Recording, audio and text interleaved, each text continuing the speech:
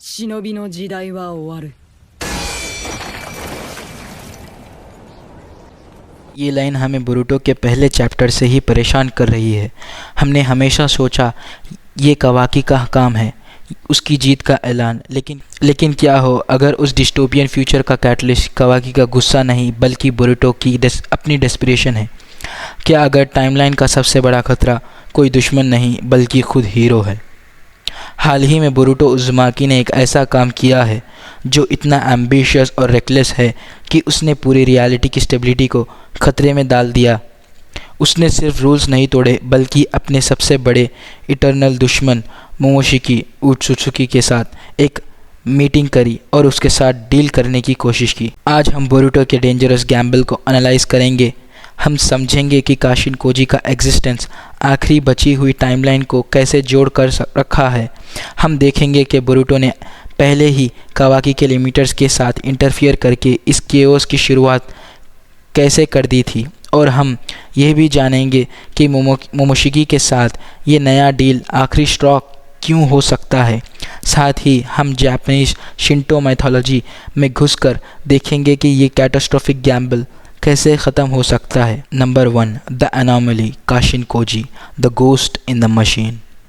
Boruto की हरकतों की सीरियसनेस को समझने के लिए पहले हमें काशिन कोजी के यूनिक और नाजुक रोल को समझना होगा। वो एक पावरफुल निंजा ही नहीं है, वो एक क्रोनोलॉजिकल पैराडॉक्स है जो नेचुरल ऑर्डर को चैलेंज करते हैं। कोजी को इशिकी के साथ अपनी लड़ाई में मर जाना चाहिए था। उसकी सर्वाइवल एक एक्सीडेंट है जो उसे करंट टाइमलाइन का नेचुरल हिस्सा नहीं बनाती, इसीलिए उसका एग्जिस्टेंस खुद एक टिकिंग टाइम बॉम्ब है।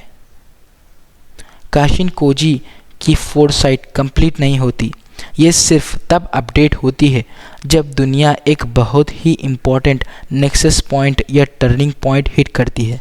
मतलब वो मल्टीपल फ्यूचर के सिर्फ ग्लिम्स देख पाता है। जब डेस्टिनी शिफ्ट होती है फिर वो उस इनकम्प्लीट इन्फॉर्मेशन के बेस पर अपनी स्ट्रैटेजीज बनाता है। The ghost principle. इसीलिए उसकी सर्वाइवल एक राज ही रहना चाहिए।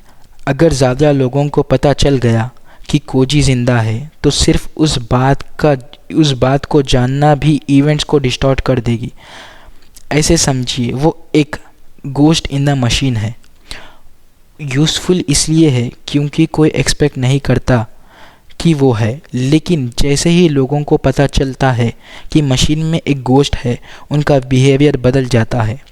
जो होना चाहिए था वो शायद कभी हो ही नहीं पाता। इसी वजह से जब बोरुटो का इंटरोगेशन हो रहा था उसने कोजी का नाम तक नहीं लिया। उसे पता था कि एक शब्द भी उसके नए सेंसे को बिट्रे कर सकता है। इसीलिए कोजी ने चाहे बोरुटो जूरा के हाथ लगभग मर ही क्यों ना जाता डायरेक्ट इंटरवीन नहीं किया। अगर उसने बैटलफील्ड पर अपना एग्जिस्टेंस कंफर्म कर दिया होता तो टाइमलाइन अपने नेचुरल कंक्लूजन तक पहुंचने से पहले ही बदल जाती। Second, Boruto's first mistake, the limiter catalyst. और यहाँ से आती है बोरुटो की पहली बड़ी गलती, कवाकी के लिमिटर्स। काशिन कोजी के कैलकुलेटेड पाथ में ये नहीं था।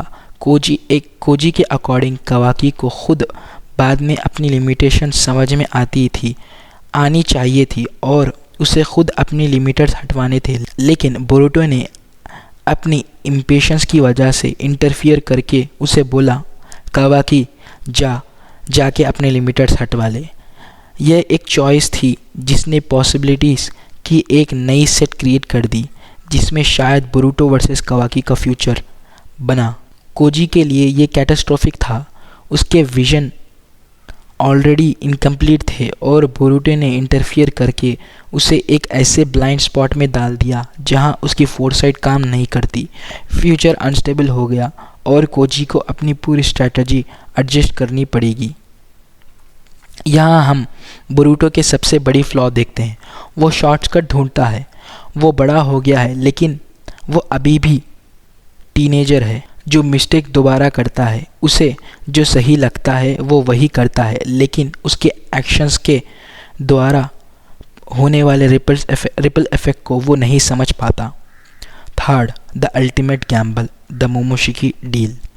और अब बोरुटो का सबसे बड़ा रिस्क मोमोशिकी के साथ डील करना, ये शायद वो चीज़ है जो उस फ्लैश फॉरवर्ड के उस लाइन तक ले जाता है, the age of shinobi is over. Boruto ने मोमोशिकी को अप्रोच किया, दुश्मन की तरह नहीं बल्कि एक ऑफ़र के साथ। वो अपने बॉडी देने को रेडी है, लेकिन कंडीशन अभी रिवील नहीं हुई है। प्रॉब्लम क्या है? मोमोशिकी बोरुटो के लिए लॉयल नहीं है। उसकी लॉयल्टी सिर्फ अपने एम्बिशन के लिए है, यानी चैक्रा कंज्यूम करना, 10 टेल्स को अनलीश करना और इवॉल्व होते रहना। और यही वो जगह है जहाँ टाइमलाइन बिल्कुल डेंजरस हो जाती है। मोमोशिकी को काशिन कोजी के बारे में पता है, और अगर उसने ये राज एक्सपोज कर दिया तो रिपल इफ़ेक्ट बहुत ख़तरनाक होंगे।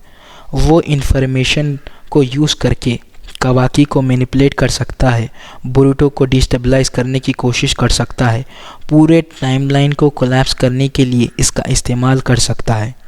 और वो ये सब करेगा क्योंकि उसे सिर्फ अपने फ़ायदा देखना है। बोरुटो ने एसेंशियली एक टाइम बॉम्ब के साथ डील किया है जिसे कंट्रोल करने का उसके पास कोई तरीका नहीं है। Fourth, the mythological foreshadowing Shinto parallels. Naruto और बोरुटो दोनों सीरीज़ हेविली जापानीज शिंटो और बुद्धिज़्म से बोरो करती है। ये पैरेलल्स हमारी करंट सिचुएशन को भी परफेक्टली क्लियर करती है। काशिन कोजी और जापानीज़ माइथोलॉजी में एक गॉडेस जिसका नाम है अमातेरासु, मतलब सन गॉडेस, जब केव में छुप गई थी तो पूरी दुनिया डार्कनेस में चली गई थी। उस वक्त दूसरे गॉड्स ने उसे बाहर निकालने के लिए एक प्लान बनाया। काशिन कोजी का सीक्रेट एग्जिस्टेंस भी कुछ ऐसा ही है। अगर उसका प्रेजेंस गलत वक्त पर रिवील हुआ तो दुनिया इम्बैलेंस में चली जाएगी, डार्कनेस, केओस छा जाएगा। बोरुटो और एक गॉड जिसका नाम है सुसनो, यानी स्ट्रॉम गॉड, अपने रेकलेस और डिस्ट्रक्टिव बिहेवियर के लिए जाना जाता था। बोरुटो के इम्पल्सिव डिसीजंस भी ऐसे ही हैं, रेकलेस और डिस्ट्रक्टिव, जो दूसरे गॉड्स यहाँ मोमोशिकी और काशिन कोजी को अडेप्ट करने पर मजबूर कर देते हैं। Momoshiki the ट्रिकस्टर। मोमोशिकी एक क्लासिक ट्रिकस्टर फिगर है जो केओस को अपने फ़ायदे के लिए एक्सप्लॉइट करता है। वो कभी भी अपना वर्ड तोड़ सकता है और पूरे सिस्टम को अपने लिए यूज़ कर सकता है। Is Boruto the real threat? तो इसका मतलब क्या है? क्या बोरुटो खुद ही सबसे बड़ा थ्रेट है? जूरा नहीं, कावाकी नहीं, शिंजू नहीं, खुद बोरुटो। उसकी डेस्परेशन, उसकी इम्पेशंस, सबको एक साथ बचाने की ज़िद, यही उसका सबसे बड़ा फ्लॉ है। काशिन कोजी ने उसे वार्न किया था कि शैडोज़ में रहना है, सेफ रहना है, लेकिन बोरुटो हमेशा ज़्यादा करने की कोशिश करता है। आखिरी सवाल ये है, क्या बोरुटो सीखेगा कि फेट के फ्लो को रिस्पेक्ट करना है, या उसने ऑलरेडी अपनी डेस्टिनी एक ऐसी मिस्टेक के साथ सील कर ली है जिसे वापस नहीं आ जा सकता?